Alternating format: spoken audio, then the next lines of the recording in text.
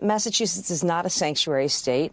And here's what's really happening. It's happening here in Massachusetts, and it's been happening elsewhere. We've seen construction workers, nannies, landscapers, healthcare aides. These are the people who are being taken in these huge numbers, taken away from their families. And, it is not the kind of effort that Donald Trump said it was about. But again, this is about show. It's about a show of force. It's about political theater. It's the same. In terms of whether or not we're a sanctuary state, I point to 3 statements the governor's made over the course of time. Years ago, she said she's proud of her sanctuary status.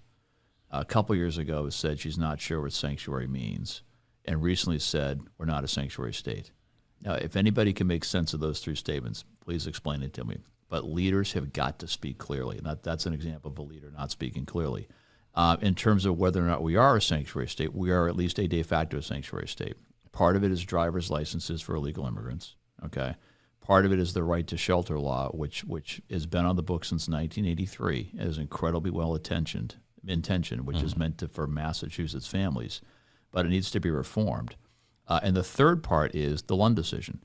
And that was a Supreme Court decision in Massachusetts in 2017 that basically said to have local and state and county law enforcement collaborate with the federal government, there needs to be a statutory pathway for them to do so. The legislature has to pass a law. Yeah. And the legislature hasn't done it, despite the fact that many Republican legislators have proposed such laws. If we had that law, okay, there could be a handoff, if you will, between law enforcement here and ICE to get criminals out of our shelters. And someone gets arrested, okay, they're here illegally, and they're allowed to be held for a period of time, okay? And when that period of time ends, they've got to be released, right? What can't happen now is that someone can't call ICE and say, we've got this person, we're going to hold them for an extra hour, even 2 hours, and come pick them up. That would make a lot of, that's common sense, I think. If we have someone who's broken the law here, who's here illegally, that ICE has a detainer on them, there ought to be that level of collaboration. All it would take is to pass a law to do so.